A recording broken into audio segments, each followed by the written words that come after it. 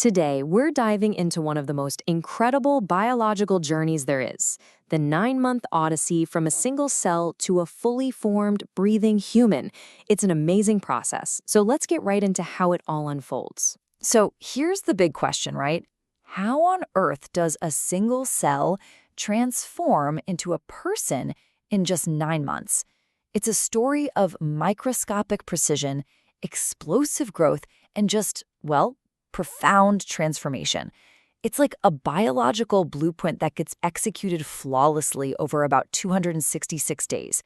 So let's figure out how it happens. Here's our roadmap. We'll start with the biological prep work. Then we'll follow that first cell as it becomes an embryo. We'll race through the trimesters, check out the incredible life support system that makes it all possible, and then cover the big finale, birth. And finally, we'll look at the amazing changes the mother's body goes through. Okay, so first things first. Before any of this can happen, the body has to get ready. And this isn't some one-time thing.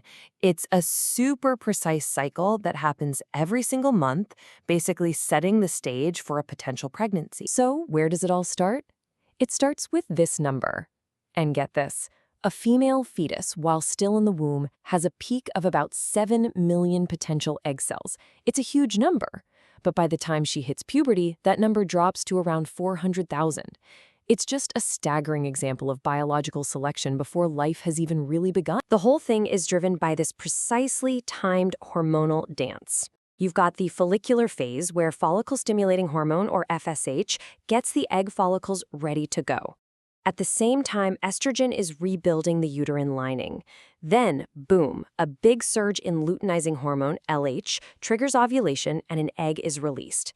And finally, progesterone takes over in what's called the luteal phase, making the uterus a really welcoming place for a potential implantation. It's like a perfect biological countdown every single month. All right, so the stage is perfectly set. Now we get to the moment it all kicks off. This is where potential becomes reality and the journey officially begins.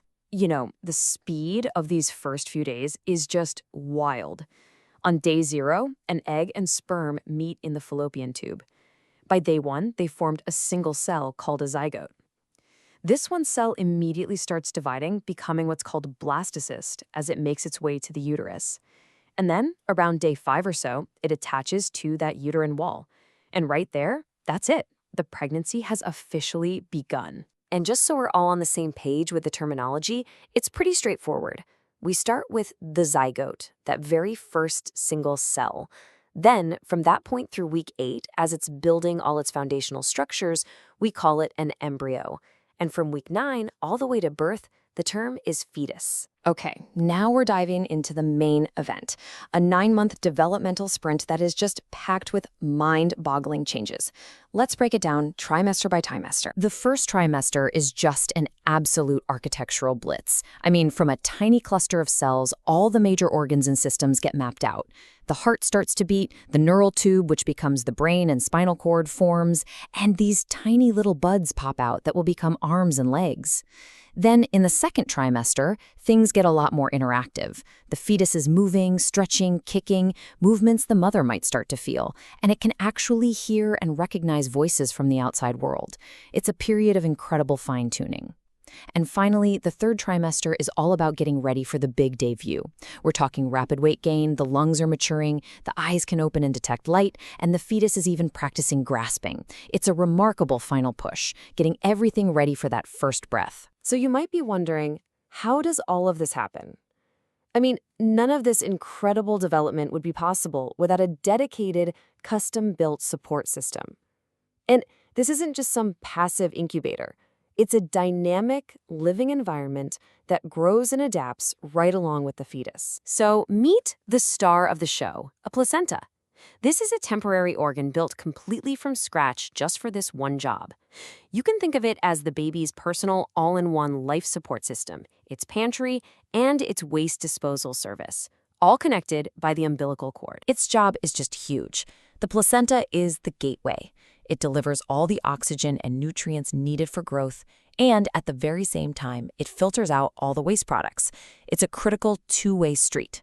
And then, once its 9-month job is done, It's delivered right after the baby, which is where it gets the name afterbirth. And wrapped all around the fetus is the amniotic fluid. This is basically its own personal shock absorber. It creates this warm, stable, cushioned bubble, protecting the fetus from any bumps and letting it have the space it needs to move around, stretch, and develop freely. So after about 38 weeks of this non-stop development, the whole journey reaches its powerful, dramatic climax. The fetus is ready, and the body gears up for that final monumental event, birth. And what's the starting gun for this final stage? It's a hormone called oxytocin.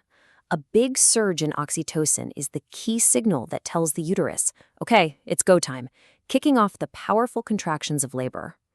And what's fascinating is that it's the very same hormone that's later involved in mother-baby bonding and milk production. Now, labor culminates in delivery, which usually happens in one of two ways. In what's called a natural or vaginal birth, the baby is pushed out through the birth canal. But sometimes a vaginal delivery might be risky for the mom or baby, so a cesarean birth or C-section is performed, where the baby is delivered through a surgical incision instead. But the story doesn't actually end with the baby's birth. To make this entire 9-month marathon possible, the mother's body goes through its own absolutely profound transformation. So let's take a look at some of those incredible changes. To support a whole new life, the mother's cardiovascular system basically gets a complete overhaul. Think about it. If you're going to build a person, you need a ton of supplies. So to fuel the placenta and everything else, her blood volume increases by a staggering 50%. Her heart pumps more blood with each beat, and even her resting pulse goes up. The body literally re-engineers its entire circulatory system to handle the workload for two. And all of that extra blood volume is supported by a huge increase in fluids. The total amount of water in the mother's body goes up by 6 to 8 liters.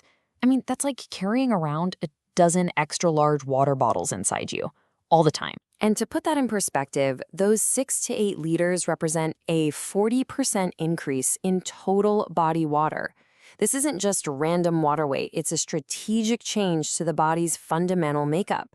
It's creating that amniotic fluid we talked about, and it's increasing blood plasma to help deliver all those vital nutrients. It's all there for a reason. So when you step back and look at the whole picture, from the perfect hormonal timing and that initial sprint of the cells to the custom-built life support and the mother's complete physical transformation, it is just a journey of breathtaking complexity. 2 microscopic cells become a whole new person in just 9 months. And it leaves you with a final thought. What does this incredible resilience and adaptation really tell us about the sheer power of the human body? Thanks for watching The Explainer.